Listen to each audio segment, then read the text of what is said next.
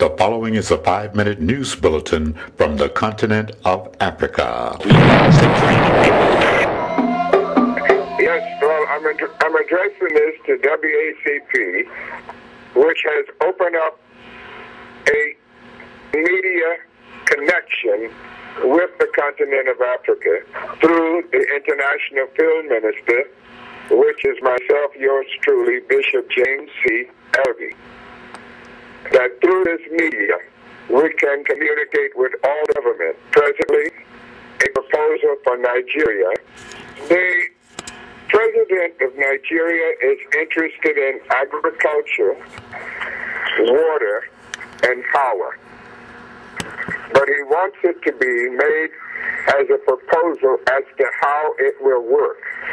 So he can invite the concerned parties to come down here to Nigeria and expose the kind of technology that they will use. He's interested in the university, like Tuskegee, Florida A&M, Texas A&M, South Carolina A&M, and etc.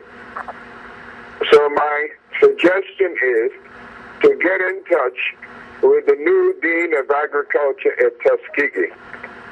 Tell him about the work he did with Dr. Hill, the past retired dean, and see what kind of technology can be mustered up that could carry out this project and how it can be taught to Nigerian students so the technology can be transposed into Africa. It is very important. They're looking for this as soon as possible. This is priorities of government. Whatever can be done in that aspect to make sure, and tell the dean that Bishop Ellaby is the two countries in Africa. And whatever we do in one country, many other countries are waiting. Like, for instance, Zimbabwe. They have the farms, but they don't have the equipment. So we need to pool our resources as to how we can get this equipment and get it here and let it be in a proposal as to who's going to do what and how it's going to be done, and when can we come and present, our proposal to the Nigerian government. I'm sure they will invite us. Thank Father for opening up a vein by which we can communicate with each other, because the drawback of Africa and her children getting together has been communication. So now we have too many ways of communication not to be able to communicate with each other. Well, a prophecy was made in Genesis chapter 15 from 12 to 15 that a remnant of Abraham's children would go to a strange land that is not theirs, and there they would live and be afflicted for 400 years. But after that service and affliction, they will come out and go back to their father's land with great substance and increase.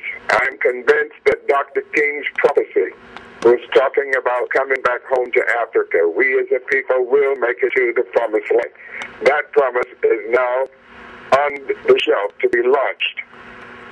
As America and the Western world is being judged and strange things are happening there, it's now time and an indication for Africa's children to go back to their father's land with that great substance, which is technique, technology, and technicians.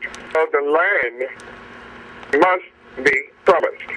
And right now, the countries like Nigeria, Zimbabwe, Liberia, South Africa, many places are in need of the technology that Africa's children have in the Western world, which many are ready to repatriate and come back home and use that technology to rebuild Africa and put her back into the prominence that she was in the beginning. Because the Western world have profited off of Africa's children. Now the land is laying desolate, fertile, full of natural resources, but void of technology. So that's the promised land. And it's time that we as a people make it to the promised land. All right, then, there you heard it, live and direct from Bishop James C. Ellaby from the continent of Africa on this Friday, the 23rd, 2010. reporting for WACP TV. Thank you so much.